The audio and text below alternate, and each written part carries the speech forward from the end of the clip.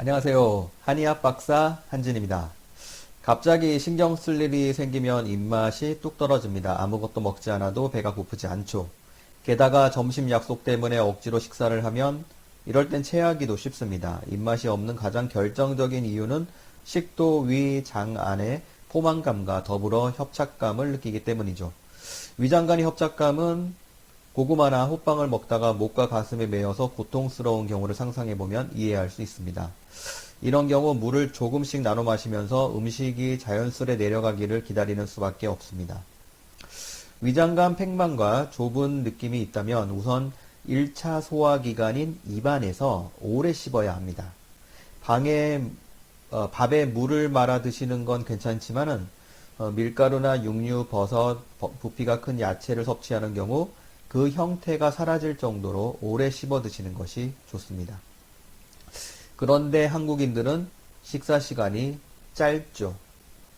빨리 식사하고 다른 일을 해야죠. 여럿이 식사하는 경우 혼자만 식사하는 시간이 길어질 수 있습니다. 눈치가 보이므로 남들 일어날 때 나도 수저를 놔야 되죠.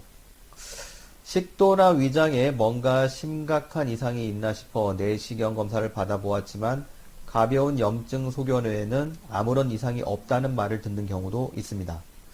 음식 섭취량이 줄어들므로 날이 갈수록 입맛이 떨어지죠. 적게 먹다 보니 체중이 빠지고요. 몇 달 만에 10kg씩 빠지는 경우도 있습니다.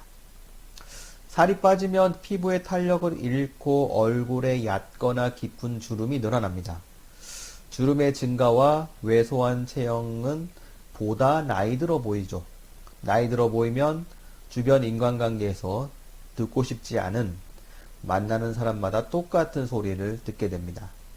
무슨 일이 있었어? 못 본 새 왜 이리 늙었니? 왜 이리 살이 빠졌어? 얼굴 좋아 보인다, 살이 많이 쪘구나 이런 말보다는 더 듣기 싫은 말이죠. 얼굴은 누리끼리한 색을 띠고 트림을 잘하게 됩니다. 평소 생각이 많다면 증상의 악화 속도가 빠르고요. 음식 섭취량이 줄어듦과 동시에 대변 보는 횟수가 줄어듭니다. 심하면 일주일에 한 번 보기도 하는데 대변이 묽으면 그나마 그날은 아랫배가 편하죠.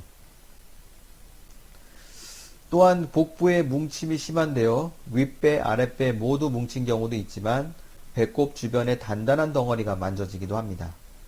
그와 동시에 박동이 느껴질 수 있고요.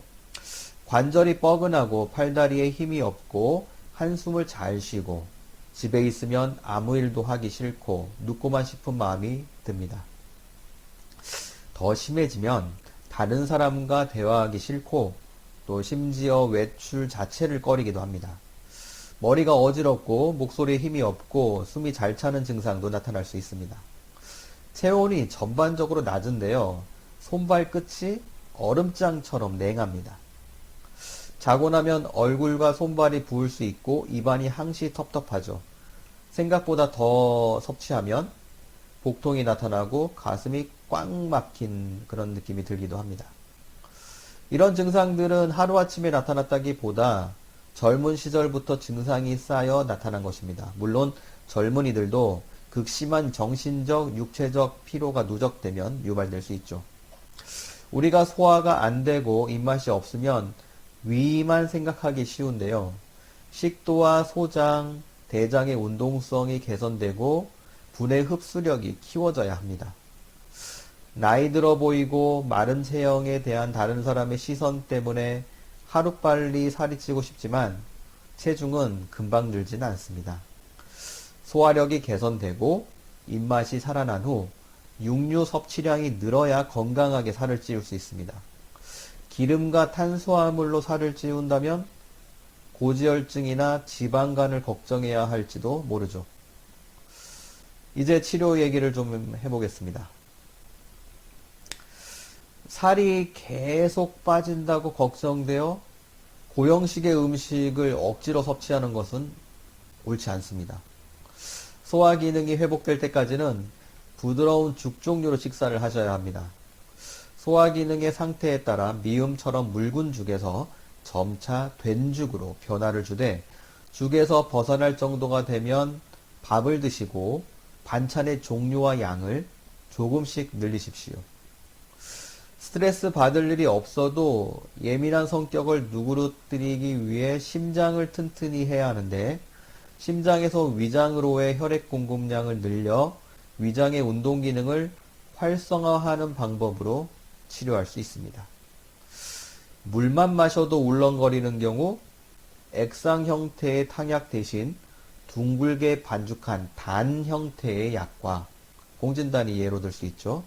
가루약을 병행하면 처방약이 소화에 부담을 주는 일을 피하면서 치료할 수 있습니다. 오늘은 여기까지입니다. 그럼 다음에 뵙겠습니다.